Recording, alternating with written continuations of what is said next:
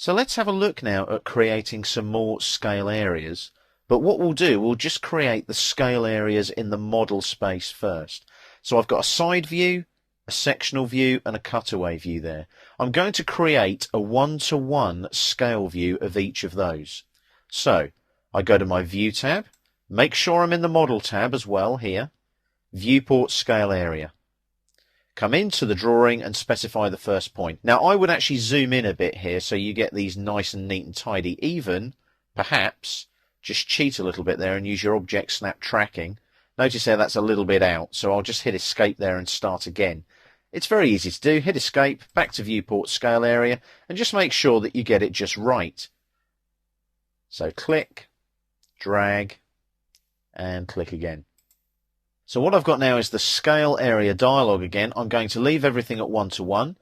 I'm not going to tick automatic view creation. So I click on OK, and there's my border there, my scale area. So I zoom out slightly, pan across a little bit, zoom in a bit on section AA. Same process. Viewport scale area, like so. I click and drag around section AA, make sure I've got everything in the scale area. Click again, leave everything at 1-to-1. Do not tick automatic view creation. Click on OK. There's my next scale area. Last but not least is the cutaway view there. Viewport scale area again.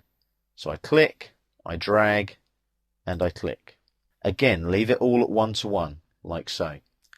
No ticking of the automatic view creation either. And then I click on OK.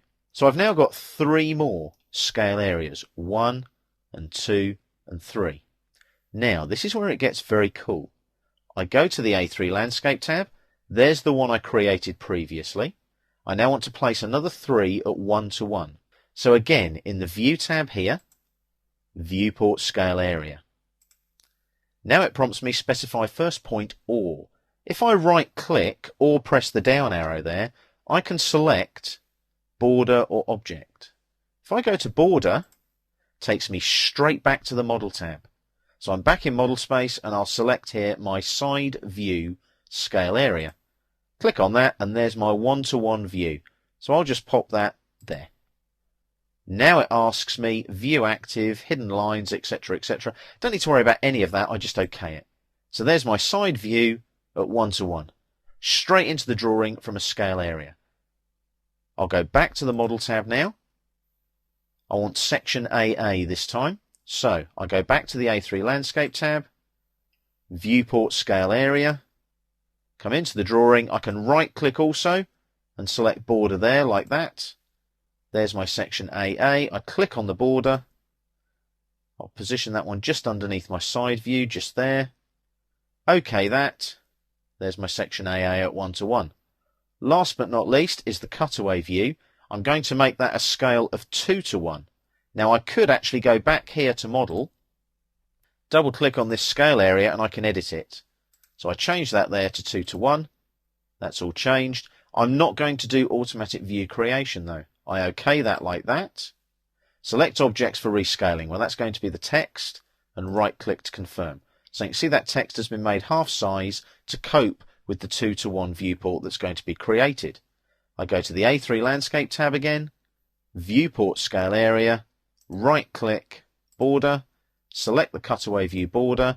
There it is, twice its original size. I'll just drop that there, left click. 2-to-1 is grayed out, I'll OK it.